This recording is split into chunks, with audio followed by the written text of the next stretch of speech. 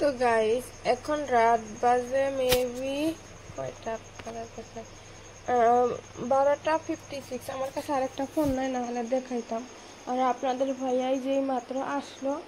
আর কি হয়েছে জানেন, এই যে এই ব্যাগের মধ্যে আমার মামি, আমাদের মামাদের ওইখানে নাকি কাঁচা সবজি কিনতে গেছিল।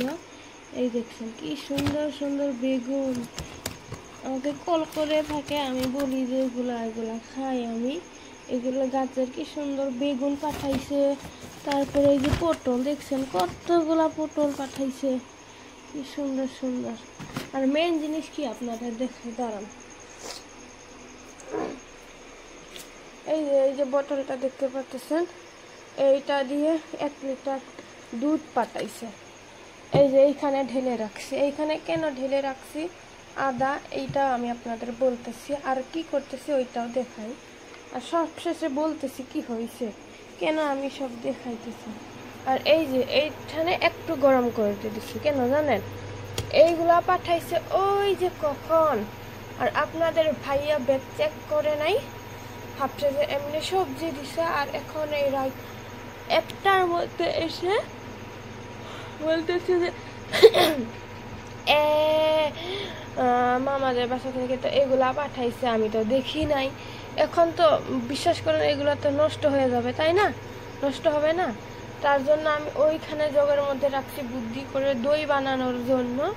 আর এইখানে একটু গরম করতে দিচ্ছি, দেখি যদি গরম হয়, যদি নষ্ট না হয় তাহলে ওইগুলো এইখানে দিব গরম হইতে, তাহলে গরম করে খাবো, জাল দিয়ে খাবো। আর যদি যেগুলা ফেটে যায় তখন কিন্তু গরম করব না, তখন আমি ওইগুলা দই বানাবো, বুঝছেন? বিশ্বাস করেন আমি বলি এই যুগে আমার মামা মামির মতন মামা মামি পাওয়া বড় ভাগ্যর ব্যাপার। আলহামদুলিল্লাহ আমরা পাইছি, সবাই ওদের জন্য দোয়া করবেন। অনেক বেশি ভালো, আমাদের সবাইকে, আমাকে বলি না, আমাদের সবাইকে অনেক বেশি আদর করে। নাহলে ভাবেন তো এই যুগের মধ্যে এগুলা নিজের মা ছাড়া কে করে? কিন্তু আমার মামি করে, বুঝছেন, অনেক বেশি মহব্বত করে আমাদের। বললাম যে আমরা অনেক বেশি লাকি, এরকম মামা মামি পাইছি। বিশেষ করে আমি বলি যে আমার মামি অনেক বেশি ভালো, কারণ মামি ঠিক হলে সব ঠিক হয়। অনেকেরই দেখি, তাহলে আমাদের মামি কত ভালো, ভেবে দেখেন কত ভালো। তো সবাই ওদের জন্য দোয়া করবেন, যাতে আল্লাহ ওদের সব সময় ভালো রাখে, আল্লাহ ওদের সব কিছুতে বরকত দান করে। তো দেখি এখন এইগুলা কি হয়, যদি ফেটে যায় তাও আপনাদের দেখাবো, আর যদি না ফাটে তাও আপনাদের দেখাবো। তো একটু পরে দেখাইতেছি আপনাদের।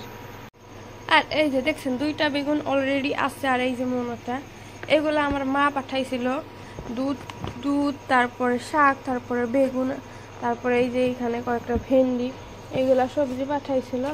তো আর বেগুনও কয়েকটা আছে। তো আজ আবার মামি পাঠাইছে, আপনাদের দেখাই কি সুন্দর বেগুনগুলো। আর এই মোনা 2টো সেম হয়েছে। আর আমাদের বাসার অনেক কিছুই এখন এইখানে, মামার বাসারও হইল মোনা, তারপরে এগুলো আবার দিয়ে আসতে হবে, না হলে কি ঘর ভরে যাইতেছে। বেগুনগুলো কি সুন্দর, তাই না?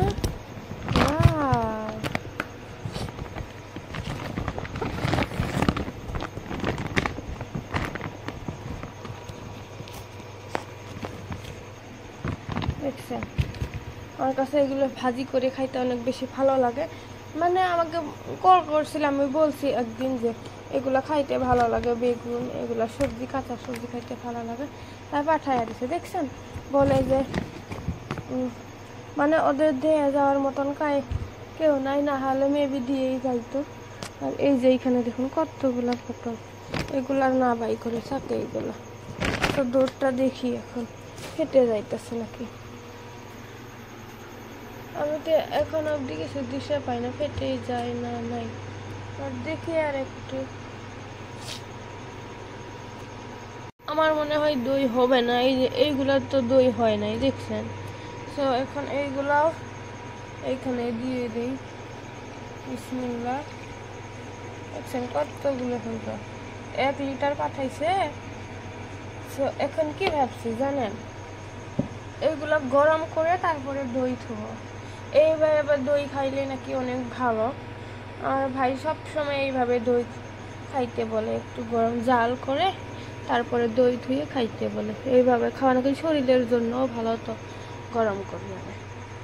তারপরে যদি দই তুই তাহলেও কিন্তু দেখাবো। আর আলহামদুলিল্লাহ আমার মনে হয় ফাটবে না, যেহেতু আগে একটু দিলাম ফাটলো না, আপনারা এটা দেখলেন। সো